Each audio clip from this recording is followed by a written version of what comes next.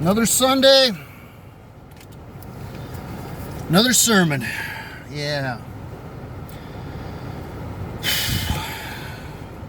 See, I got a few new subscribers on my channel, and I appreciate that. As harsh as I can be, I do appreciate anybody who approves of my message and is a supporter. I do. I humbly accept your approval, and I'm just here to spread the word, as I like to do. If you know me, if you've been listening to my videos and stuff, kind of like to do a part philosophical rant and part sermon, kind of to my part, to appeal to partly to my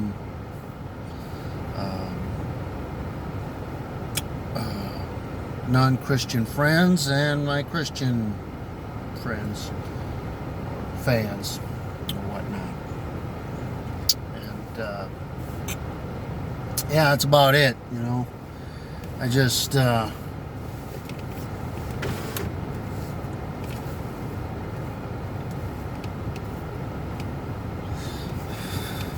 kind of how I like to do things. Yep.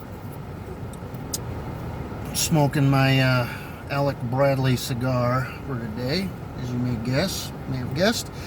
And I try not to go too long. I try to get right to the point. What I want to say, make it brief and drive the point home.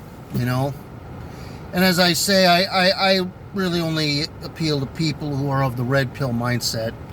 That women are taking over. Women are kind of in charge now. It is no longer a man's world, but a woman's world. And, the facts kind of speak for themselves. And the truth should speak for itself, in our modern day culture of 2022 and all that,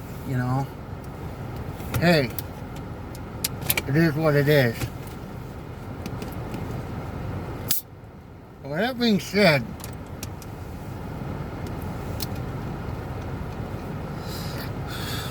I do have to kind of rant today a little bit about some things. And to those of you who may be, non-Christians and non-churchgoers, I got to say this. I know you think because I am a Christian, I don't have any issues with the church folk or the Christians. That is so untrue. In fact, they're probably the ones I go after the most. Because they need it. They need it.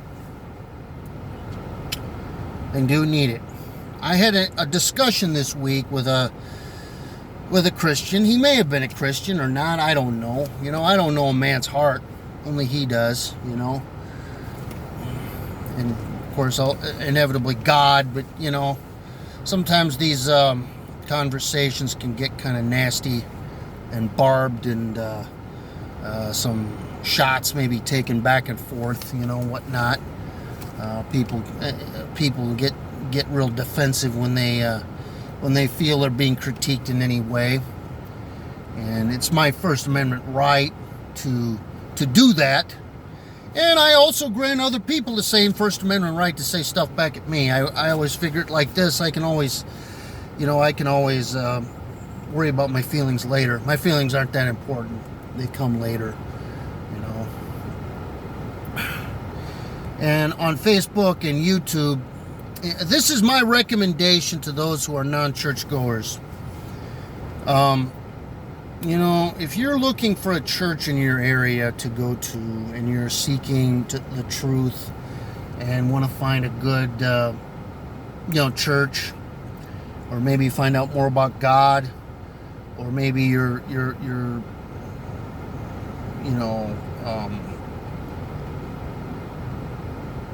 they're looking into the Christian faith and seeing whether it's the one for you or not. my advice to you is this. This is from my own personal experience, okay? So that's kind of, you know, it's my personal experience. It might not work for you. That's fine. I'd say go to their website, if they have one, or Facebook page, or if they got a YouTube channel or anything of that nature. Go and check them out. Do your research that way and find out people that may know them, you know have been to that church or whatnot. And this just is my take, you know. If you go there and or on their Facebook page or YouTube page, if there's all these sweet nothings of blah blah, you're such a great guy, everybody loves you and everybody loves your church and your wife is the best and all this flowery ego building crap, don't go to that church. I might be overgeneralizing here because there are some, you know, people of mega churches, not many, but a few and far between, that are good and sound, like per se John MacArthur or William Craig or Paul Washer, although I think he's more of a missionary.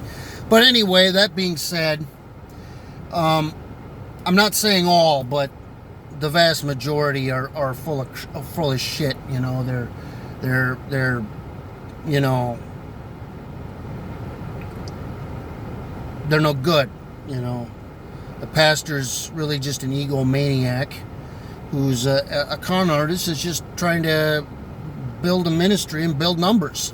You know, that's all he's about. You know.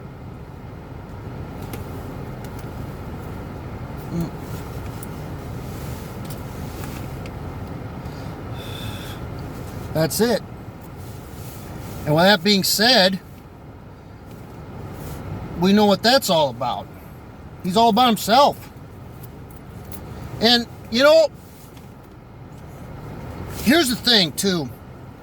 If somebody's been to that church or your school or anything of that nature, and they leave a comment on your thread or your comment section giving it a rather negative review, let's just say. You know, or saying, I didn't really like the pastor. He seemed like a pompous douchebag, or he seemed like kind of a buffoon. You know, he has his designated spot, you know, where he has to, you know, where he parks his car and all that.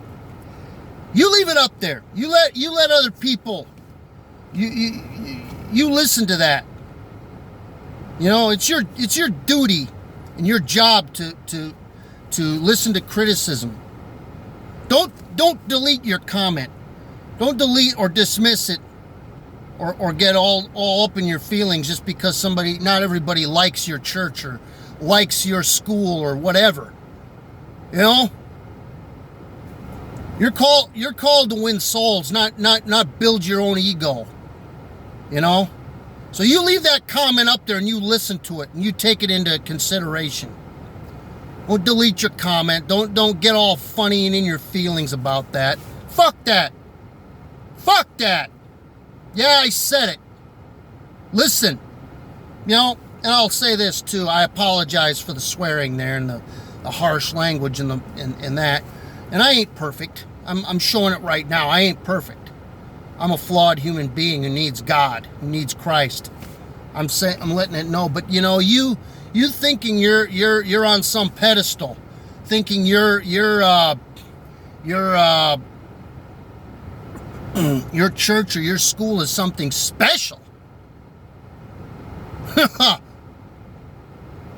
You're showing who your God is. It's you and your church and your school. It's all about you. Yeah? So get off of it. All right. With that being said, you know, I had a discussion with this guy online, and it was kind of along those lines where he, a school I went to, and I gave it a rather harsh critique. I said it was full of insecure jerk-offs, which I understand my language and tone can be a little harsh sometimes. And like I said, I'm open to being having it thrown back at me, and that's fine. But this went back and forth. He deleted my comment, and I didn't like that. I said, you know, you're suppressing my First Amendment right. And it kind of went downhill from there, and him and his wife got into the argument with me. Joined in this kind of ganging up on me and making me look like the bad guy because I'm being honest, you know. And again, let me have a talk here.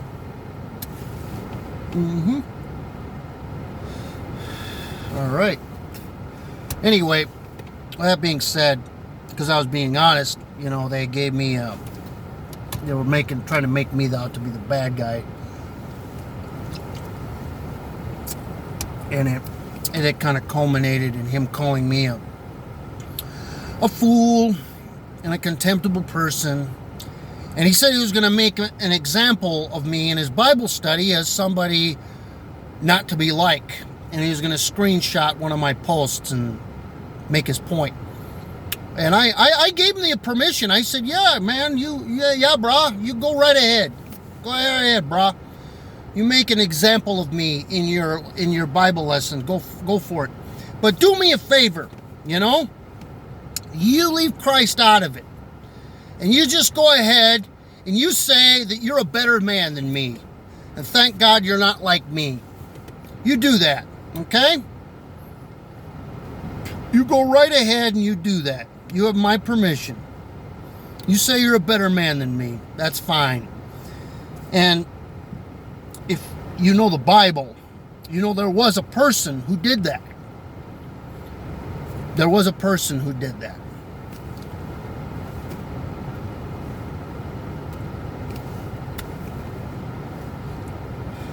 And Jesus condemned him for it. You know, the Pharisees of the day. He went to church, and that's exactly what he said. He said, thank God I'm not like that guy over there. And Jesus, like I said, Jesus condemned him for it. So as I say, get off your pedestal. Nobody wants to hear how good you are. And that's why most of the churches around are deader than doornails and aren't worth going to. And that's why I'm giving this advice here today. So, with that being said, that's all I have for today. Get off your pedestal. Because at the end of the day,